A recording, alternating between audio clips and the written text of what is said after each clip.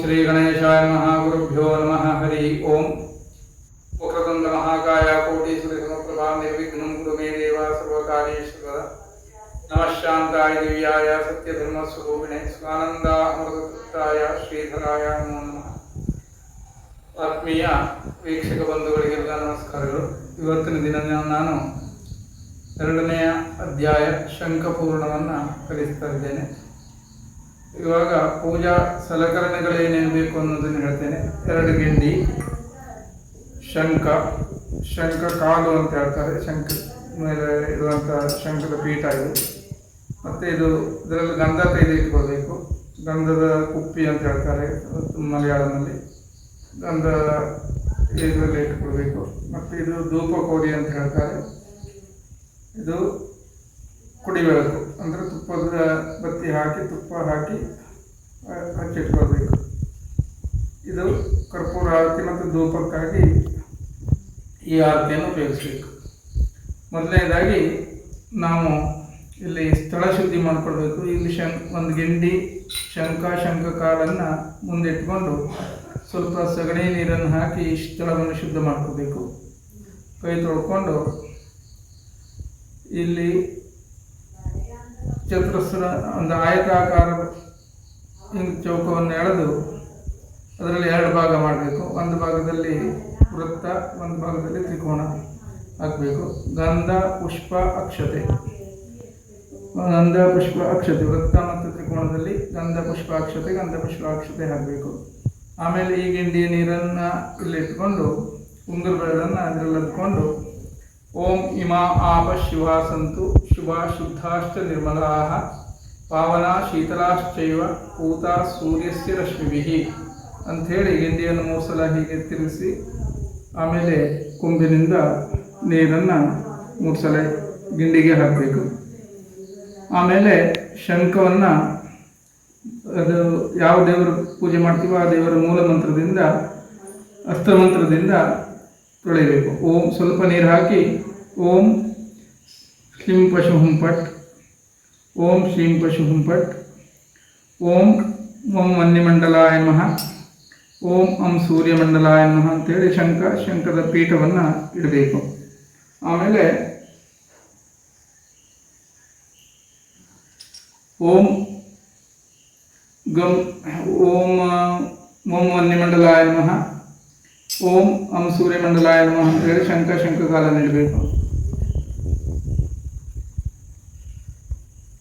ಆಮೇಲೆ ಓಂ ವನ್ಯಮಂಡಲಾಯ ನಮಃ ಪುಷ್ಪ ಹಾಕಬೇಕು. ಓಂ ಗಾಂ ನಮಃ ಅಂಥೇಳಿ ಪುಷ್ಪವನ್ನು ಹಾಕಬೇಕು. ಓಂ ಗೀಂ ಶಿರಸೇ ಸ್ವಾಹ ಅಂತೇಳಿ ಗಿಂಡಿಯ ಜಲವನ್ನು ಹಾಕಬೇಕು. ಆಮೇಲೆ ತುಳಸಿ ಕಟ್ಟು ನೀರನ್ನು ಗಿಂಡಿಯಿಂದ ತೆಗೆದುಕೊಂಡು ಓಂ ವನ್ಯಮಂಡಲಾಯ ನಮಃ, ಓಂ ಸೂರ್ಯಮಂಡಲಾಯ ನಮಃ, ಓಂ ಸೋಮಮಂಡಲಾಯ ನಮಃ ಅಂತೇಳಿ 3 ಸಲ ಗಿಂಡಿ ನೀರನ್ನು ಶಂಖಕ್ಕೆ ಪ್ರೋಕ್ಷಣೆ ಮಾಡಬೇಕು. ಆಮೇಲೆ ಗಂಧ ಓಂ ವನ್ಯಮಂಡಲಾಯ ನಮಃ, ಓಂ ಸೂರ್ಯಮಂಡಲಾಯ ನಮಃ, ಓಂ ಸೋಮಮಂಡಲಾಯ ನಮಃ. ಆಮೇಲೆ ಓಂ ನಮಃ ಅಂತೇಳಿ ಶಂಖ ಜಲವನ್ನು ಹಾಕಬೇಕು. ಆಮೇಲೆ ಪುಷ್ಪ ಓಂ ವನ್ಯಮಂಡಲಾಯ ನಮಃ, ಓಂ ಸೂರ್ಯಮಂಡಲಾಯ ನಮಃ, ಓಂ ಸೋಮಮಂಡಲಾಯ ನಮಃ. ಆಮೇಲೆ ತುಳಸಿ ಕಟ್ಟಿನಿಂದ ಜಲ ಓಂ ನಮಃ. ಶ್ರೌಂ ಗೂಂ ಶಿಖಾಯ ವಶಟ ಶ್ರೌಂ ನಿರ್ವಿಷೀ ಭವ ಅಂತೇಳಿ ಗರುಡ ಮುದ್ರೆಯನ್ನು ತೋರಿಸ್ಬೇಕು. ತ್ವಂ ಅಮೃತಿ ಭವ ಅಂತೇಳಿ ಸುರಭಿ ಮುದ್ರೆಯನ್ನು ತೋರಿಸ್ಬೇಕು. ಆಮೇಲೆ ಓಂ ಗೈಂ ಕವಚಾಯ ಹುಂ ಅಂತೇಳಿ ಕವಚ ಮುದ್ರೆಯನ್ನು ತೋರಿಸ್ಬೇಕು. ಓಂ ಗಾಂ ನೇತೃತ್ರಯ ಔಷಟ್ ಅಂಥೇಳಿ ಶಂಖ ಜಲವನ್ನು ನೋಡಬೇಕು. ಓಂ ಗೌಂ ನೇತೃತ್ರಯ ಔಷಟ್ ಅಂಥೇಳಿ ಶಂಖ ಜಲವನ್ನು ನೋಡಬೇಕು.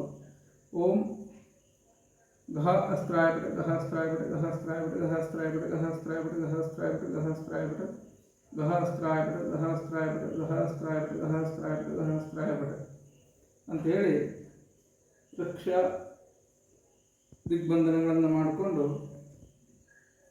ಆಮೇಲೆ ಗಂಧ ಪುಷ್ಪಾಕ್ಷತ ತಲೆ ಮೇಲ್ಗಡೆ ಇಟ್ಕೊಂಡು ಓಂ ಗಂಗೆ ಚ ಯಮುನೆ ಚೈವ ಗೋದಾವರಿ ಸರಸ್ವತಿ ನರ್ಮದೇ ಸಿಂಧು ಕಾವೇರಿ ಜಲೇಸ್ಮಿನ್ ಸನ್ನಿಧಿಂ ಕುರು ಅಂಥೇಳಿ ಗಂಧ ಪುಷ್ಪಾಕ್ಷತೆಯನ್ನು ಶಂಖಜಲದಲ್ಲಿ ಹಾಕಬೇಕು. ಆಮೇಲೆ ತುಳಸಿ ಕಟ್ಟನ್ನು ತಗೊಂಡು ಓಂ ಪಂ ಪದ್ಮಾಯ ನಮಃ, ಓಂ ಪಂ ಪದ್ಮಾಯ ನಮಃ, ಓಂ ಪದ್ಮಾಯ ನಮಃ. ಗಂಧ ಓಂ ಪಂ ಪದ್ಮಾಯ ನಮಃ, ಓಂ ಪದ್ಮಾಯ ನಮಃ, ಓಂ ಪಂ ಪದ್ಮಾಯ ನಮಃ, ಓಂ ನಮಃ. ಆಮೇಲೆ ಹೂವು ಓಂ ಪಂ ಪದ್ಮಾಯ ನಮಃ, ಓಂ ಪಂ ಪದ್ಮಾಯ ನಮಃ, ಓಂ ಪಂ ಪದ್ಮಾಯ ನಮಃ, ಓಂ ನಮಃ. ಓಂ ನಮಃ ಅಂತೇಳಿ ಹಾಕಾದ್ಮೇಲೆ ದೀಪಮುದ್ರೆಯನ್ನು ಕಾಣಿಸ್ಬೇಕು. ಓಂ ಪಂ ಪದ್ಮಾಯ ನಮಃ, ಓಂ ಪದ್ಮಾಯ ನಮಃ, ಓಂ ಪದ್ಮಾಯ ನಮಃ. ಎಂ ವಾಯುವಾತ್ಮನ ಧೂಪಂ ಕಲ್ಪಯಾಮಿ. ಕೈ ತೊಳ್ಕೊಂಡು ಓಂ ನಮಃ ಅಂತೇಳಿ ಜಲವನ್ನು ಹಾಕಬೇಕು. ಓಂ ಪಂ ಪದ್ಮಾಯ ನಮಃ, ಓಂ ಪದ್ಮಾಯ ನಮಃ, ಓಂ ಪದ್ಮಾಯ ನಮಃ. ರಂ ಅಗ್ನೇಯಾತ್ಮನ ದೀಪಂ ಕಲ್ಪಯಾಮಿ. ಓಂ ನಮಃ. ಇಲ್ಲಿ ಜಲ ಹಾಕಬೇಕಾದ್ರೆ ಮಾತ್ರ ಇದಿಲ್ಲ. ಗಂಧ ಪುಷ್ಪ 3 ಸಲ ಹಾಕಾದ್ಮೇಲೆ ಒಂದು ಸಲ ಓಂ ಓಂ ಪದ್ಮಾಯ ನಮಃ ಅಂತೇಳಿ ಜಲವನ್ನು ಕೊಡಬೇಕು. ಗಂಧ ಪುಷ್ಪ ಆದಮೇಲೆ ಜಲಾದಿ ಜಲ ಅಂತ ಗಂಧ ಪುಷ್ಪ ಜಲ ಮತ್ತು ಜಲ ಇದಿಷ್ಟನ್ನು ಕೊಡಬೇಕು. ಆಮೇಲೆ ಮೂರ್ತಿ ಪೂಜಾ ಅಂತ ಹೇಳ್ತಾರೆ. ಮೂರ್ತಿಯನ್ನು ಶಂಖದಲ್ಲಿ ಆಹ್ವಾನಿಸೋದು. ಓಂ ಗಂ ನಮಃ, ಓಂ ಗಂ ನಮಃ, ಓಂ ಗಂ ನಮಃ. ಓಂ ಶ್ರೀ ವಿಘ್ನೇಶ್ವರ ಮೂರ್ತಿಯೇ ನಮಃ. ಓಂ ಪುನಃ ಗಂಧ ಪುಷ್ಪ ಅಕ್ಷತೆ ತೆಗೆದುಕೊಳ್ಬೇಕು. ಮೂಲಾಧಾರದಲ್ಲಿ ಕೈಯನ್ನು ಇರಿಸಿಕೊಂಡು ಓಂ ಓಂ ಓಂ ಓಂ ಗಣಾನಾಂ ತ್ವಾ ಗಣಪತಿಂ ಗುಹವಾಮಹೇ ಕವಿಂ ಕವೀನಾಂ ಉಪಮಶ್ರವಸ್ತಮಂ ಜ್ಯೇಷ್ಠರಾಜಂ ಬ್ರಹ್ಮಣಾಂ ಬ್ರಹ್ಮಣಸ್ಪದ ಆನಶೃಣ್ವನ್ನೋತಿಭಿಸ್ಸೇದ ಸಾಧನಂ. ಓಂ ಓಂ ಗಂ ನಮಃ, ಓಂ ಗಂ ನಮಃ, ಓಂ ಗಂ ನಮಃ.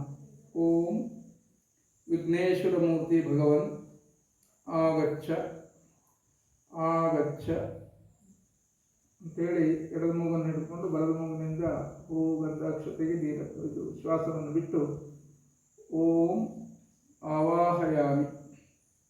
ಆವಾಹಿತೋ ಭವ, ಸಂಸ್ಥಾಪಿತೋ ಭವ, ಸನ್ನಿಧಾಪಿತೋ ಭವ, ಸಾನ್ನಿಧ್ಯಂ ಕುರು ಕುರು, ಪ್ರಸೀದ ಪ್ರಸೀದ ಮಾಡಿಕೊಂಡು ಗಂಧದಿಂದ ವ್ಯಾಪಕವನ್ನು ಮಾಡಬೇಕು. ಓಂ ಗಂ ನಮಃ. ಕೈ ತೊಳ್ಕೊಳ್ಳಿ. ಓಂ ಗಂ ನಮಃ, ಓಂ ಗಂ ನಮಃ. ಓಂ ಗಾಂ ಹೃದಯಾಯ ನಮಃ, ಓಂ ಗೀಂ ಶಿರಸೇ ಸ್ವಾಹ, ಓಂ ಗೂಂ ಶಿಖಾಯ ಶರ, ಓಂ ಗೈಂ ಕವಚಾಯ ಹುಂ, ಓಂ ಗೌಂ ನೇತ್ರತ್ರಯಾಯ ಶರ, ಓಂ ಗಹ ಅಸ್ತ್ರಾಯ ಫಟ. ಪುನಃ ಗಂಧ ಪುಷ್ಪಾಕ್ಷತೆ ತೆಗೆದುಕೊಳ್ಬೇಕು. ಓಂ ವಿಘ್ನೇಶಂ ಸ್ವಪರ್ಶ್ವರ. ಅದಕ್ಕೂ ಮೊದಲು ಗಣಕೃಷಿ ನಿತ್ಯಗಾಯತ್ರಿ ಚಂದ ಶ್ರೀ ಮಹಾ ಬೀಜ ಗಣಪತಿ ದೇವತ ಅಂಥೇಳಿ ಋಷಿ ಛಂದಸ್ಸು ದೇವತೆಯ ಸ್ಮರಣೆಯನ್ನು ಮಾಡಿ ಆಮೇಲೆ ಧ್ಯಾನ. ವಿಘ್ನೇಶಂ ಸ್ವಪರಶ್ವದಾಕ್ಷಪಟಿಕ ತಂತೋಲ್ಲಸಲ್ಲಡ್ಡುಕೈ ದೌರ್ಬೆ ಪಾಶಸ್ರಣಿ ವರದಾಢ್ಯಾಯ ವಾಯು ಚತುರ್ಭಿರ್ಯುತಂ ಶುಂಡಾಗ್ರಾಹಿತ ಬೀಜಪೂರಮುರುಕುಕ್ಷಿಂ ಶ್ರೀ ತ್ರೀಕ್ಷಣಂ ಸಂಸ್ಮರೆ ಸಿಂಧೂರಾಭಮಿವಾಸ್ಯಮಿಂದುಶಕಲಾ ಯಾಕಲ್ಪಮಧ್ಯಾಸನಂ ಆಸನವಿದಂ ಸ್ವಾಗತಮಸ್ತು ಅಂತೇಳಿ ಹೂವು ಗಂಧಾಕ್ಷತೆಯನ್ನು ಇಲ್ಲಿ ಹಾಕಬೇಕು. ಆಮೇಲೆ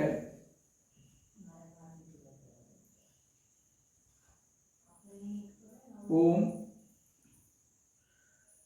ಓಂ ಗಂ ನಮಃ, ಓಂ ಗಂ ನಮಃ, ಓಂ ಗಂ ನಮಃ, ಓಂ ಗಂ ನಮಃ, ಓಂ ಗಂ ನಮಃ, ಓಂ ಗಂ ನಮಃ, ಓಂ ನಮಃ, ಓಂ ಗಂ ನಮಃ, ಓಂ ಗಂ ನಮಃ, ಓಂ ಗಂ ನಮಃ.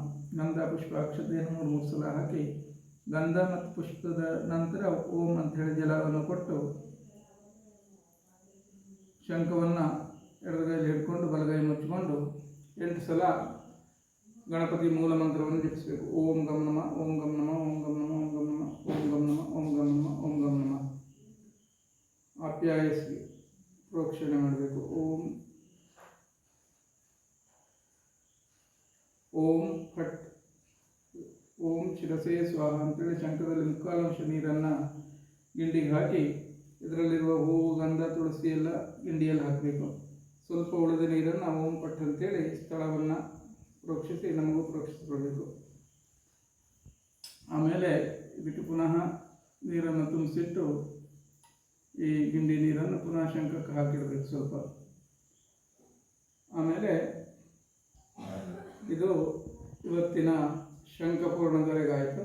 ನಾಳೆ ಆತ್ಮಾರಾಧನೆಯನ್ನು ಹೇಳ್ಕೊಡ್ತೇನೆ.